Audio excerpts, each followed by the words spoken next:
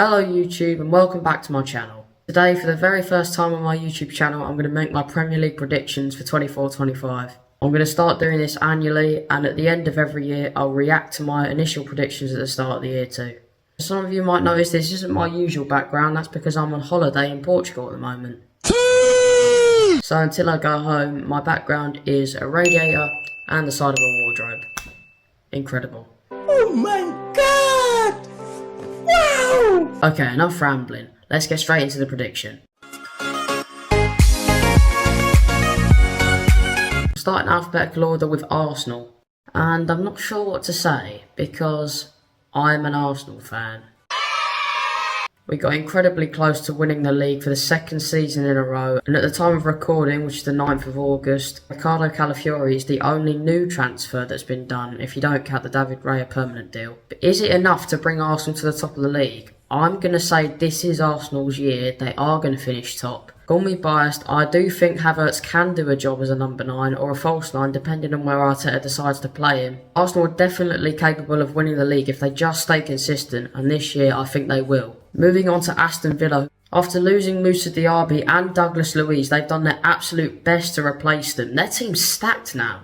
Barrenechea, Philogene, Archer, Ealing Jr, Barkley, and the two most expensive, Ian Maatsen from Chelsea, who was a Champions League finalist. And £50 million for a man that Arsenal wanted in January, Amadou Onana from Everton.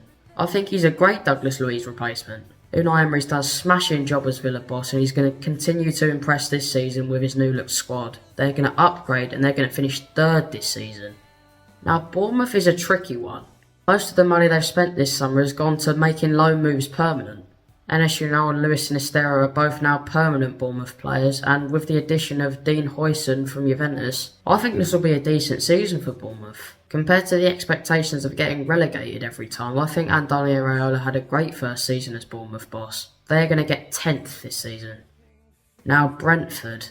The start to last season for the Bees was shaky, with David Raya on loan at Arsenal and Ivan Toney banned. I think Thomas Frank's time as Brentford manager is coming to an end. They were concerningly close to the relegation zone last year and they haven't done much about it. Their only major summer signing so far has been Igor Thiago from Club Brugge, which fair enough, he's got to be good if they paid 28 million for him. I don't think only one signing is going to save them from trouble, but they aren't going to get relegated, they're going to get 17th. Brighton. How are Brighton going to do under new coach Fabian Herzler? He's only 31 years old, making him the youngest coach in the Premier League. Some of his players, including Jason Steele and James Milner, are older than him. If you were shocked that Roberto De Zerbi left Brighton at the end of last season, leave a like. Now, I don't think they're going to fall off the pace completely, but I don't think we're going to see the same Brighton that we saw in 22-23. I don't think we're going to see the same Brighton that got Europa League football. I don't think we're going to see the same Brighton that developed the likes of Marc Cucurella, Moises Caicedo and Alexis McAllister. 11th place for me. Chelsea. Chelsea have been all over the place in the transfer market because that's Chelsea, that's just what they do. But they've made some possibly impactful signings in the process. Kieran Dewsbury-Hall from Leicester, Philip Jurgensen from Villarreal, Tosin Adarabioyo from Fulham, Mark Dew from Barcelona. The list goes on. Enzo Maresca stormed the Championship with Leicester last season and I think he'll do well at Chelsea, but I don't think they're going to challenge for Champions League football. 6th place. Crystal Palace. I think Oliver Glasner had a good start being Palace boss. And you could tell that the Crystal Palace fans wanted Roy Hodgson out. But he picked them up, secured them safe mid-table, but this season they don't look much strengthened. But Ismaila Sarr looked incredible in the Premier League playing for Watford. Who says he can't do the same for Crystal Palace? And after finally losing Michael Olise, I think they definitely needed him. 12th place. Everton. Now, they would have done a lot better last season if it wasn't for the points deduction, which kept changing and changing throughout the course of the season. But we just can't ignore the fact that they've been achingly close to relegation over the past couple of years, and this year I think they will go down. Despite the signings of Timo Rogbunum, Jake O'Brien, Ilman Ndiaye and Jesper Lindstrom, I think they will get relegated. But they will put up a good fight, 18th place. Fulham. Fulham is a team I'm never sure about. They can either play really good or really bad. But we can't ignore the fact that this summer they've lost some of their best players. João Palhinha went to Bayern Munich for 44 million, and centre-backs Tim Ream and Tosin Adarabioyo both left on free transfers. Now Fulham have got a massive void in the defence they need to fill. But things are looking up with Emile Smith-Rowe joining from Arsenal, Ryan Sessegnon returning to Fulham from Tottenham, Cuenca from Villarreal. Give him some time and he could perfectly fill in the shoes of Tim Ream or Tosin Adarabioyo. 14th. Ipswich Town. Back in the Premier League for the first time since 1995, when they were infamously hammered 9-0 by Man United. A record for the highest scoreline in a single match, which still hasn't been beaten but only equalled. I think everyone's written them off for relegation contenders, but they have made some solid young signings, being Delap and Amari Hutchinson, former City youngster Ariane Muric as well. But is it enough to save them from relegation? I'm not sure. They are going to come bottom of the league. Leicester. Now my prediction on Leicester is a tale of two halves. I think that if Enzo Maresca had stayed Leicester boss, they would be safe from relegation. He worked miracles with them in the Championship last season, but now that he's Chelsea boss, they've gone and got Steve Cooper. Which, fair enough, he's a decent manager, but he had Nottingham Forest in relegation troubles in the past 2 seasons. Unless he can change that with Leicester, they'll still be in trouble. 19th. Liverpool. This summer they become the first club since 2018 not to make a single summer signing.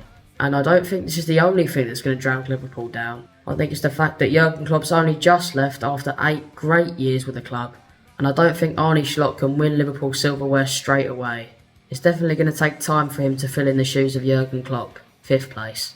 Manchester City. They could well win the league again, 5 in a row, but are the breaches going to hit this season? They've also got to think about that as well. Savinho is a great player and he could definitely do well, but does he start over Doku and Foden? At the time of making this video, Alvarez hasn't left yet, and I still don't have a clue where he's going. I think before the transfer window ends, they definitely need to bring in an Alvarez replacement. Still, I think they're going to slip up this year, 2nd place. Manchester United. As an Arsenal fan, I hate Man United. I'd put them bottom if I could, but we're being realistic here. We can all say that winning the FA Cup saved Erik ten Hag from being sacked. Manchester United have definitely made good use of the transfer window. Lenny Yoro and Joshua Zirkzee are great signings.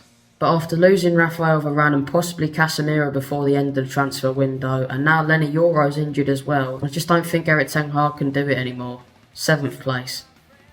Question to all Newcastle fans. Now that you've signed Odysseas Vlachodimos from Nottingham Forest, does that mean Nick Pope or Martin Dubravka are leaving?